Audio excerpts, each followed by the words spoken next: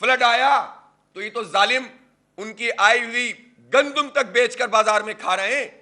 یہ تو ان کے نام پر جو پیسے لے رہے ہیں اس کو بھی فروخت کر رہے ہیں. ہم جیتے ہیں, ہمیں جیتا ہوا دکھاؤ. ہم ہار جائیں گے تو قبول کرتے ہیں, اتنا ظرف رکھتے ہیں, لیکن جب ہم جیت چکے ہیں اور لوگوں نے ہمیں مینڈیٹ دیا ہے تو چاہے الیکشن کمیشن کسی دباؤ میں آئے گا, حکومت کوئی کام کرے گی, ہم اس کو ایکسپوز بھی کریں گے اور آخری حد تک جائیں گے. الیکشن کمیشن نے اگر اپنی ذمہ داری ادا نہیں کی تو یہ مجرمانہ کام ہوگا, مجرمانہ. جو ایک آئینی جمہوری طریقے سے ہم کر سکتے ہیں ہم کریں گے.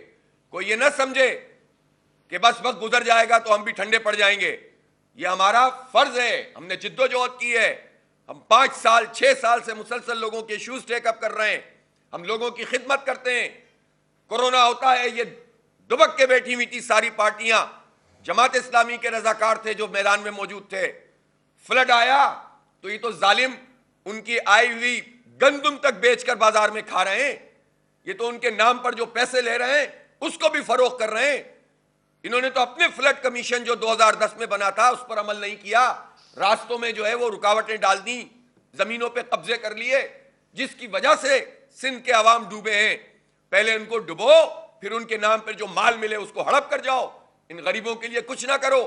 ہم خدمت کر رہے ہیں ان کی, بلا تخصیص, رنگ, نسل, زبان اور مسلک اور مذہب, ہر ایک کی خدمت کر رہے ہیں. کرپشن اور لوٹ مار الگ ہو رہی ہے. کراچی کے اگر پانی, کراچی کی اگر گیس, کراچی کی اگر یوٹیلیٹیز جو لوگوں کو چاہیے اور انڈسٹری کو چاہیے اس پر کام کیا جاتا تو آج پاکستان کے معاشی حالات ایسے نہیں ہوتے. کراچی دشمنی در حقیقت سندھ دشمنی اور پاکستان دشمنی ہے. اس لیے جو لوگ بھی اس کے ذمہ دار ہیں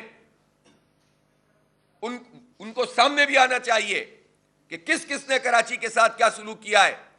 اس شہر کا المیہ یہ ہے کہ اس کی تو گنتی بھی پوری نہیں ہونے دیتے, اس کی تو مردم شماری میں بھی جعل سازی کی جاتی ہے, اور ابھی ایک مرتبہ پھر جو مردم شماری ہو رہی ہے پھر جعل سازی کے منصوبے بنے ہوئے ہیں. میں اس پر بھی بات کروں گا. تو اس لیے میں کہتا ہوں کہ یہ جو الیکشن ہے یہ بہت اہمیت کا حامل ہے, اور یہ چند یوسیوں کا معاملہ نہیں ہے, یہ ہمارے مینڈیٹ کا مسئلہ ہے, یہ کراچی کے مستقبل کا معاملہ ہے. کراچی کے لوگوں نے ان بدترین حالات میں, اس کرپشن اور لوٹ مار میں, اس دھاندلی پہ, اس عملے کے باوجود, الیکشن کمیشن کے ماتحت ظاہر سارا کام ہوا, اس پورے پروسیس کے باوجود اپنا صحیح مینڈیٹ دیا ہے. اس مینڈیٹ پر شبخون مار رہی ہے حکومت اور کہتے ہیں کہ ہمیں اکثریت ملی ہے. ذرا تفصیل تو پیش کریں یہ وزراء اور پورے چیف منسٹر صاحب کہ آپ اپنی جتنی یو سی ہیں ان کے نمبر آف ووٹس دکھائیے کہ ایک ایک یو سی میں کتنے ہیں, اور جو ہم نے یو سیاں جیتی ہیں اس کے بھی نمبر آف ووٹس دکھائیے. پتہ چل جائے گا کہ آپ کا مینڈیٹ ہم سے 25% بھی نہیں ہے.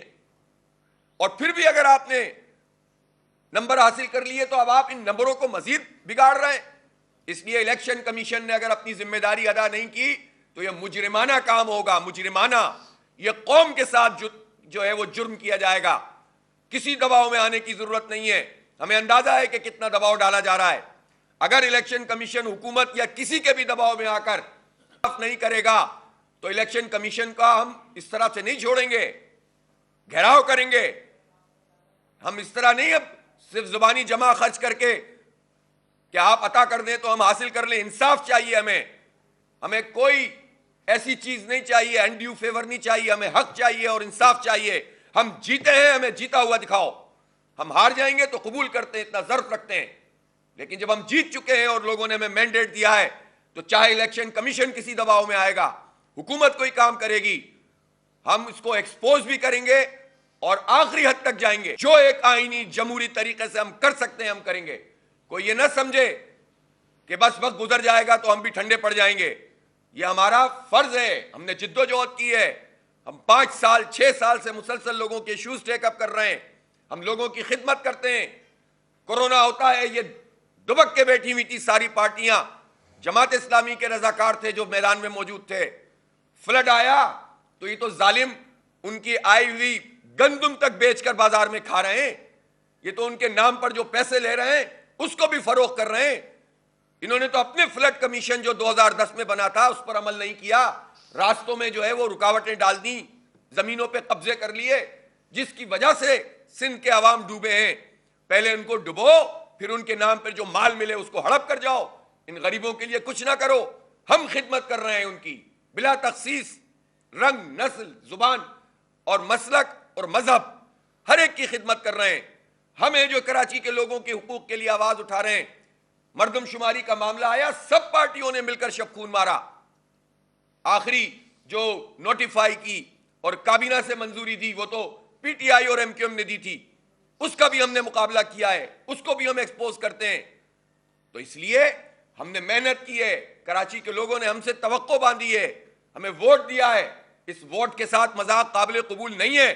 میں چیف الیکشن کمشنر صاحب سے واضح طور پر کہنا چاہتا ہوں کہ فیصلہ کیجئے، حق اور انصاف کی بنیاد پہ کیجئے۔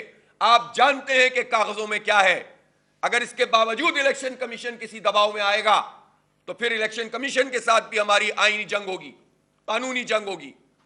ہم نہیں کسی کے نام سے اور کسی ادارے، اگر ادارہ قانون کے مطابق کام کرے گا، آئین کے مطابق کام کرے گا، سر آنکھوں پر آپ نے الیکشن کروایا، ہم نے اپریشیٹ کیا، لیکن اگر آپ کے ناک کے نیچے دھاندلی ہو اور اس دھاندلی کو آپ لیجیٹیمیٹ قرار دینے کے لیے جو سازشیں ہو رہی ہیں اس کا شکار ہو جائیں تو ہم کسی صورت بھی اس کو قبول نہیں کریں گے۔